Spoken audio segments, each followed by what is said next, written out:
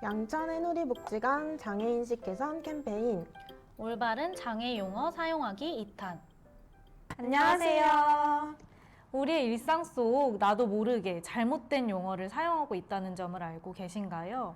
지난 1탄에 이어 올바른 장애용어 사용하기 2탄입니다. 지난번 배웠던 것들 복습해볼까요?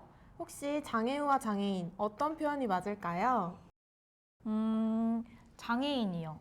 장애우는 장애인도 친구라는 의미를 담고 있는데 친근하게 부른다는 것 자체가 동정의 의미를 포함하고 있어 장애인이라는 표현을 사용해야 합니다.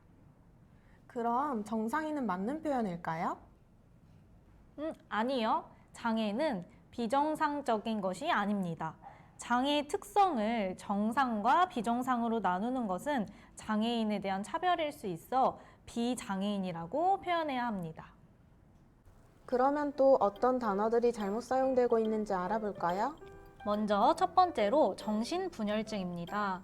정신분열증이라는 단어는 부정적인 인식과 편견이 있어 조현병으로 바꾸어 사용하고 있습니다.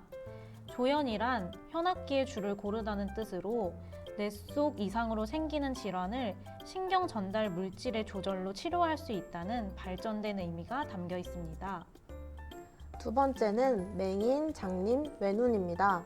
맹인과 장님은 시각에 이상이 생겨 앞을 보지 못하는 사람, 외눈은 한쪽 눈이 먼 사람을 뜻하며 시각장애인을 낮잡아 이르는 말입니다. 맹인, 장님, 외눈 모두 시각장애인을 낮잡아 이르는 말로 올바른 표현이 아닙니다. 다음으로 눈먼돈입니다. 눈먼돈은 시각장애인을 비하하는 표현으로 대가 없이 얻은 주인 없는 돈으로 표현하는 것이 바람직합니다. 다음으로 땡깡이라는 표현입니다.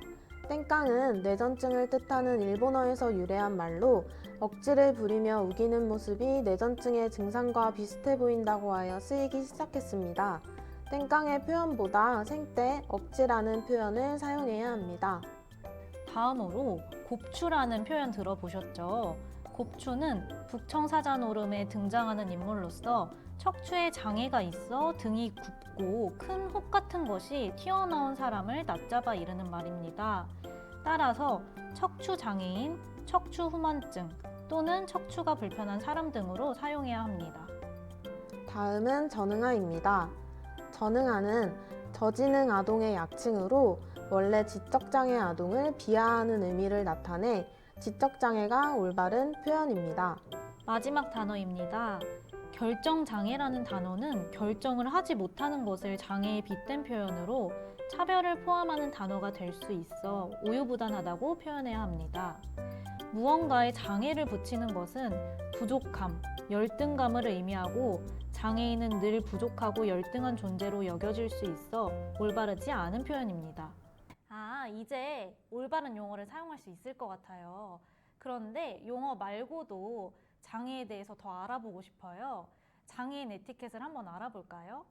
휠체어를 탄 지체장애인을 만났을 때 문을 열기 어려운 경우 어떻게 해야 할까요?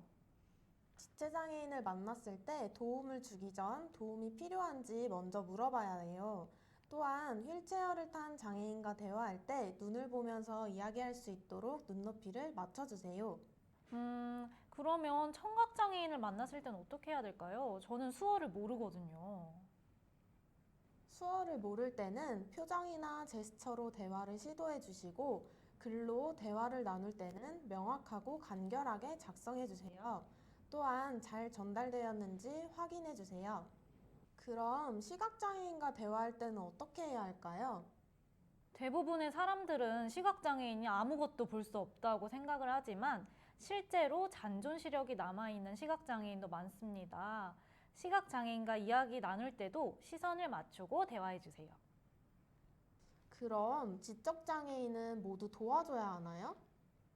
지적장애는 지능 및 인지, 심리, 사회적인 능력이 부족하여 독립적인 일상생활이 어려운 장애를 말합니다.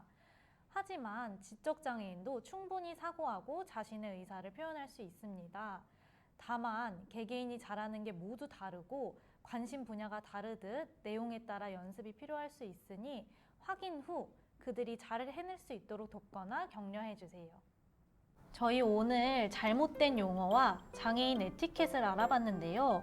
마지막으로 잘못된 용어를 함께 바꿔보면 좋을 것 같아요. 차별 없는 대체 용어를 함께 찾아주세요. 난쟁이는 기형적으로 키가 작은 사람을 낮잡아 이르는 말입니다. 난쟁이를 다른 말로 어떻게 표현할 수 있을까요?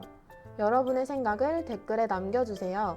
추첨을 통해 작은 선물을 드리니 많은 참여 부탁드립니다.